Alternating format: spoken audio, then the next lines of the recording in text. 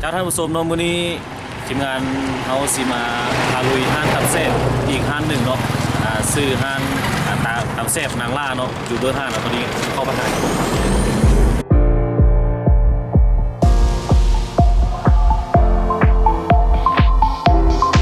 เจ้าท่านผู้ชมตอนนี้เฮาเข้ามาในห้างตำแซ่บนางล่าแล้วเนาะตอนนี้เนาะก่อนเฮาสิไปฮู้เกี่ยวกับห้างตำแซ่บเพิ่นเฮาไปพบกับเจ้าของห้างเพิ่นก่อนตอนนี้เนาะสวัสดี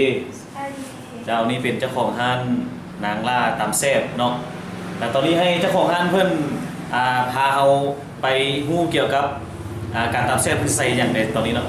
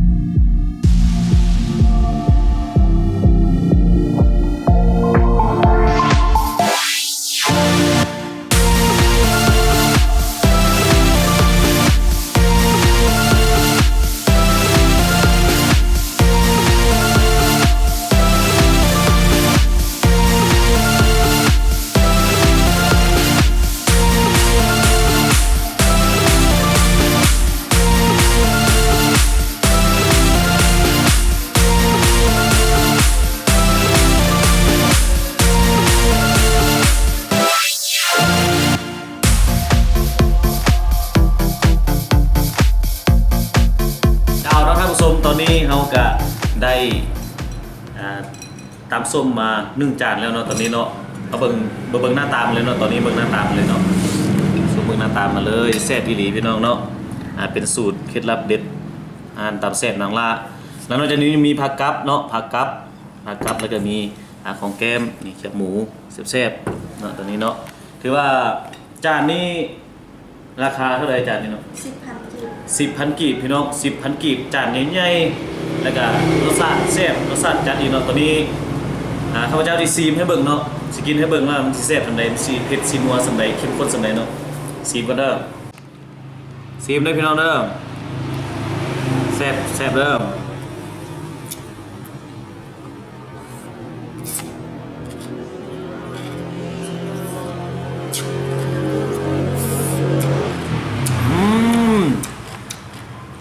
สุดยอดเลยเป็นเคล็ดลับพิเศษ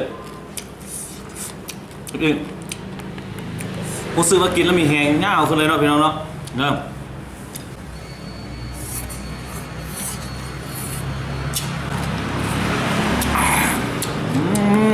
นี่เลยผักกับใช่ไหม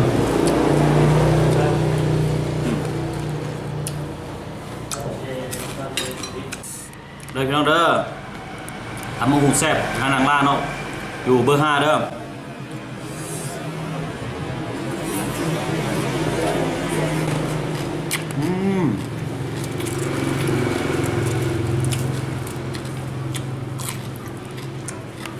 ง่ายเลย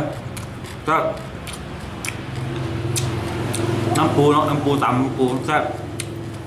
น้ำปลาเด็กก็แซ่บ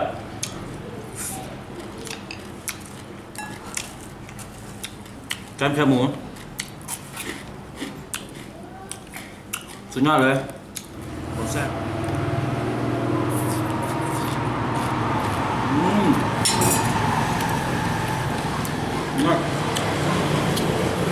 แซ่บเลยเนาะแซ่บแบบนี้ต้องให้เจ้าของห้างเพิ่มแนะนำห้างอยู่ใสไปทางใดมาทางใดจังหวัดห้างเลยเนาะโซนเลยเนาะ ร้านเฮาอยู่ต้นหน้าชั้นพักเบอร์ 5 ซอยหลังตลาด3 ชั้น โอ้ถือว่าถ้าเข้าตลาดสามสั้นมาแล้วอยู่ซ้ายมือเนาะ เจ้า ถ้าเข้ามาแต่ทางสีเนี่ยไฟแดงเข้ามาเป็นซอย 2เนาะซอย 2จะอยู่ขวามือถ้าเข้ามาทางตลาดสามสั้นเข้ามาจะอยู่ซ้ายมือโตหน้าบ้านพักโครงการข้ามกับบ้านพักเบอร์ 5เลยบอก เจ้านั่นแหละ มานี่เห็นเลยเนาะห้านตำแซ่บนางล่าแล้วนอกจากมีตำแล้วยังมีเฟอร์มีข้าวเปียกห้านตำสร้างอีกบอก เจ้า ถือว่าห้านก็สะอาดเนาะจะถือว่าผู้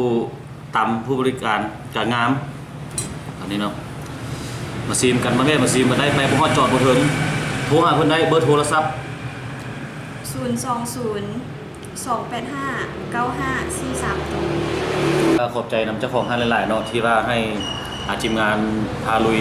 แซ่บเสียขวางเราได้เข้ามาซีมตำแซ่บอยู่ที่ห้านนางล่าตำแซ่บเนาะตัวนี้เนาะขอบใจหลายๆ